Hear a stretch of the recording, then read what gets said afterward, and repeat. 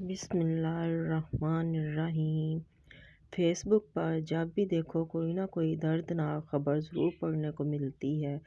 کئی ایسی کہانیاں سامنے آ جاتی ہیں کہ انسان کئی روز تک ان کے زیر اثر رہتا ہے اور ذہن سے ان خیالات کو جھٹک نہیں پاتا جو اس واقعہ کے بارے میں جان کر ذہن میں آتے رہتے ہیں۔ ایک روز فیس بک پر مختلف پوسٹ دیکھ رہی تھی کہ اچانک دیکھتے ہی دیکھتے میری نظر پڑی تو ایک بند دروازے پر ایک عورت کھڑی فریاد کر رہی تھی، کھول دے بیٹا، مجھ پر بند نہ کر یہ در، میں نے برسوں تمہیں پالا ہے، سنبھالا ہے اور نہ جانے کتنے دکھ اٹھائے ہیں، تیرے دم سے میرا اجالا ہے، تو نے گھر سے مجھے نکالا ہے، میں تو ماں ہوں، پھر بھی تمہیں بد دعا نہیں دوں گی، تجھ کو صرف جینے کی دعا دوں گی۔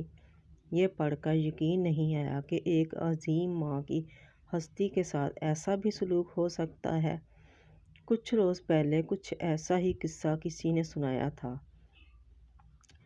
پھر مجھے یقین نہیں آیا تھا۔ وہ قصہ کچھ یوں تھا کہ 4 بچوں کی ماں اس لڑکے کی اہلیہ تھی۔ روز بہو اور ساس کی تکرار رہتی، وہ جیسے ہی گھر آتا دونوں شکایات کا دفتر کھول کر بیٹھ جاتی تھیں۔ آخر ایک دن بیٹے نے تنگ آ کر ماں سے کہا، میری زندگی عذاب بن گئی ہے، روز روز کی تکرار سے میں تنگ آ گیا ہوں، بہتر یہی ہے کہ آپ کہیں اور چلی جائیں، میں گھر میں سکون چاہتا ہوں۔ ماں بولی تو کچھ نہیں اور نہ ہی کوئی جواب دیا، اور دوسری صبح وہ چپکے سے گھر سے نکلی اور دارالمان میں پہنچ گئی۔ اس کے ساتھ وہاں کیا سلوک ہوا اس کی کچھ خبر نہیں ہے۔ مجھے یہ قصہ سن کر حیرت ہوئی، کیا کوئی بیٹا اپنی ماں کو اس طرح کہہ سکتا ہے کہ تم اس گھر سے چلی جاؤ؟ وہ ماں جو راتوں کو جاگ جاگ کر بچے کو پالتی ہے اور اپنی آنکھوں میں سنہرے خواب سجاتی ہے، بڑا ہوگا تو میرا تابع دار بیٹا ہوگا، بوئیگی کے دنوں میں مشکلوں سے کاٹ رہی ہوں، میرا سہارا ہوگا، طرح طرح کی امیدیں پالتی ہے، مگر اس وقت اسے خبر ہی نہیں ہوتی کہ بڑا ہو کر اس کا سہارا بنے گا کہ نہیں۔ وہ محنت مزدوری کر کے اس کا پیٹ پالتی ہے، پڑھاتی لکھاتی ہے، جوانی کی بیگی کو بھول کر بچے کی پرورش میں لگی رہتی ہے۔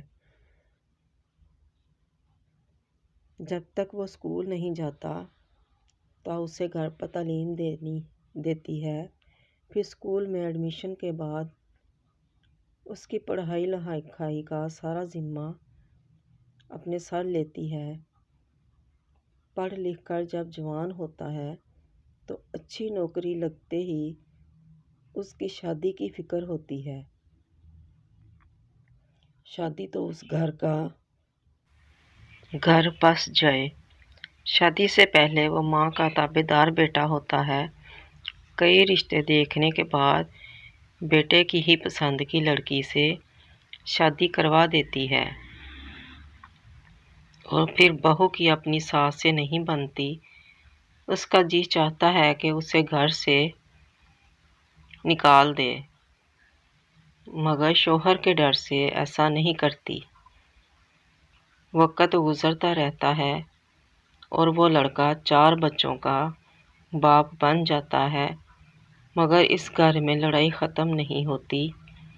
روز بروز بڑھتی لڑائی کو دیکھ کر بیٹے کے منہ سے نکل جاتا ہے، ماں تم چلی جاؤ۔